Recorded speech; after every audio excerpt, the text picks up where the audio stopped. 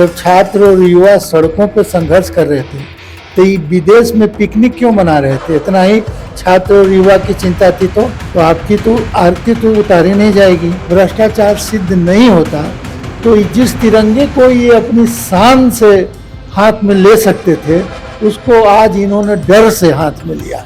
इसे बस एक राजनीतिक नौटंकी के रूप में देख रहा हूँ मैं।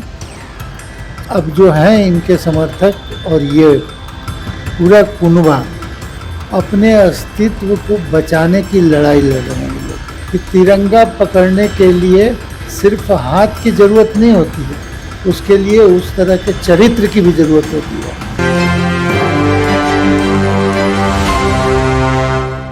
नमस्कार, मैं मनीष अब्दुल्ला, एक न्यूज़ 24।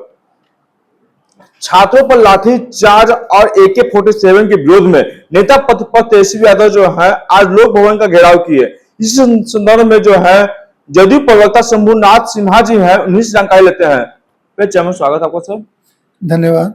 बहुत सारे अभ्यर्थियों पर लाठीचार्ज और AK-47 के विरोध में नेता प्रतिपक्ष तेजस्वी यादव जो है आज लोक भवन का घेराव किए। किस तरह देख रहे हैं साहब? इसे बस एक राजनीतिक नौटंकी के रूप में देख रहा हूं मैं।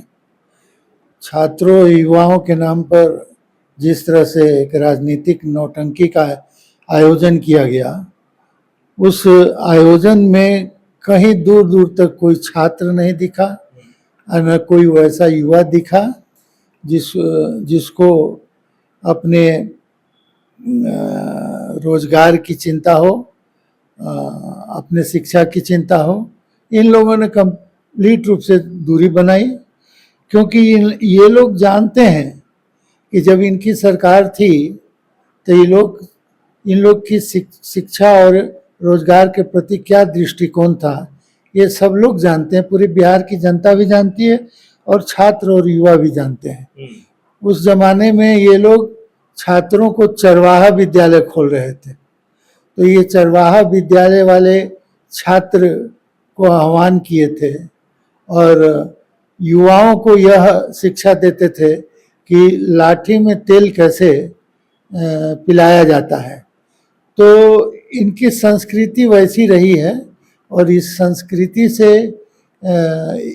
छात्रों और युवाओं ने पूरी तरह दूरी बना ली है। लेकिन आपको एक चीज बताना चाहेंगे सर, आज जिस तरह से तेजस्वी आह्वान किए थे कि सभी लोग जो है लोक भवन का घेराव करने के रैली कर लेंगे, चलने के लिए आए, तो जितने भी समर्थक उनके हैं सभी लोग हजारों हजार की संख्या में लोग जुट गए। देखिए, इन लोग अब जो हैं इनके समर्थक और ये पूरा कुनबा अपने अस्तित्व को बचाने की लड़ाई लड़ रहे हैं। ये लोग इन लोगों को पता था, और सबसे एक आश्चर्यजनक पहलू यह भी है कि अब तो स्पष्ट हो गया कि इन लोगों ने भी यह समझ लिया कि राष्ट्रीय जनता दल के झंडा से बिहार की जनता, बिहार के छात्र, युवा, महिला, सभी वर्ग में, कमजोर, अति पिछड़े सभी वर्गों में नफरत है। तो इन्होंने तिरंगे का आड़ लिया। ठीक है, तिरंगा हाथ में लेना कोई बुरी बात नहीं है, कम से कम इसी बहाने तिरंगा तो पकड़े। लेकिन इनको यह समझना चाहिए कि तिरंगा पकड़ने के लिए सिर्फ हाथ की जरूरत नहीं होती है, उसके लिए उस तरह के चरित्र की भी जरूरत होती है, और वो चरित्र इन लोगों में नहीं है। और इस तरह से इन लोगों ने आज के प्रदर्शन में तिरंगा का जिस प्रकार से अपमान किया, और राष्ट्रीय ध्वज है उसको अपने स्वार्थ में, और जिस तरह से सड़कों पे उपद्रव किया, पुलिस के साथ हाथापाई की, प्रशासन के साथ हाथापाई की, पानी की बौछार करनी पड़ी, तो ये इन लोगों ने आज तिरंगा झंडे का अपमान किया। अगर इन लोगों पर भ्रष्टाचार का आरोप नहीं रहता, भ्रष्टाचार सिद्ध नहीं होता, तो जिस तिरंगे को ये अपनी शान से हाथ में ले सकते थे उसको आज इन्होंने डर से हाथ में लिया है। इतने बहुत घंटे तक ये ड्रामा चलता रहा, लेकिन उसके बाद जो है प्रशासन जो है तेजस्वी यादव और भी जितने कुछ समर्थक को रिटर्न कर लिए। आप हाथ में तिरंगा लेके उपद्रव मचाइएगा तो आपकी तो आरती तो उतारी नहीं जाएगी। आप बैरिकेटिंग तोड़िएगा, आप प्रतिबंधित एरिया में घुसने का प्रयास करिएगा, आप ट्रैक्टर लगा के बीच रोड पर जाम कर दीजिएगा, लोगों को परेशानी में डालिएगा, तो प्रशासन आखिर किस लिए है? तो जो हुआ है उचित हुआ है, प्रशासन ने उचित कदम उठाया। उन्हीं उनका पार्टी के एक विधायक का कहना है कि हम लोग जो है अभी भी मतलब कि डरे नहीं है और लगातार जो है छात्रों के लिए, युवाओं के लिए, महिलाओं के लिए जो है संघर्ष जारी रहेगा। जब छात्रों और युवाओं के लिए संघर्ष करना था, जब छात्र और युवा सड़कों पर संघर्ष कर रहे थे, तो ये विदेश में पिकनिक क्यों मना रहे थे? इतना ही छात्र और युवा की चिंता थी तो छात्रों और युवाओं की आवाज उठाने का सबसे सशक्त प्लेटफॉर्म कौन सा है? विधानसभा है। और ये हमको लगता है कि कोई भी नेता प्रतिपक्ष किसी भी प्रदेश का पूरा एक मानसून सत्र गायब हो जाए तो आप समझ सकते हैं कि इनको जनता, छात्र या किसी भी तरह की कोई चिंता किस तरह है और उसके प्रति कितना गंभीर है, ये तो ऐसे ही स्पष्ट हो गया। उस समय यदि अगर विधानसभा में लड़ाई लड़े रहते, जिस तरह से जनता दल यू ने बहुत प्रारंभिक स्तर पर, जो हमारे राष्ट्रीय कार्यकारी अध्यक्ष हैं श्री संजय झा जी, उन्होंने स्पष्ट घोषणा कर दी थी कि छात्रों की मांग जायज है और हम अपने स्तर से और हमारी पार्टी अपने स्तर से इसके समाधान के लिए प्रयास करेगी।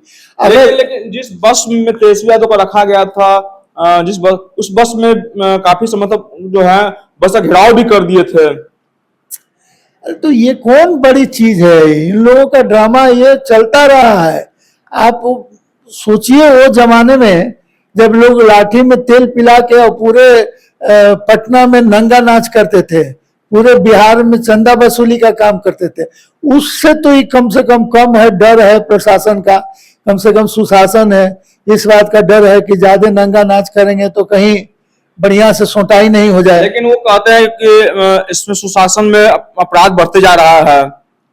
अपराध बढ़ते जा रहा है तो उनके पास यह भी जानकारी होगी कि यदि अपराध हो रहे हैं तो 24 से 44 घंटा के अंदर, 48 घंटा के अंदर में अपराधी पकड़े जा रहे हैं, उनको सजा दी जा रही है, स्पीडी ट्रायल से सजा दी जा रही है और अपराध उनके शासन के तुलना में क्या अपराध बढ़ा है वो तो खुद भी समझ रहे होंगे।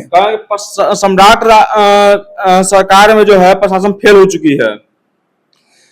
कोई प्रशासन फेल नहीं है। अगर प्रशासन फेल रहती तो ये लोग आज पटना में नंगा नाच करता, समझे ना? हिम्मत नहीं हुई, प्रशासन इतनी मजबूत है, प्रशासन क्यों फेल होगी? अच्छा, अब इससे हट के तो सवाल करेंगे सर। अग्रेसर के अभ्यर्थी आए हुए थे अपने मांगों को लेकर निशांत कुमार से मिलने और हंगामा करने लगे थे। देखिए, हंगामा कर रहे थे तो हमको लगता है कि वो विद्यार्थी नहीं होंगे। इस तरह के लोग जो होते हैं उनका मकसद ही होता है न्यूसेंस क्रिएट करना, हंगामा ही करना।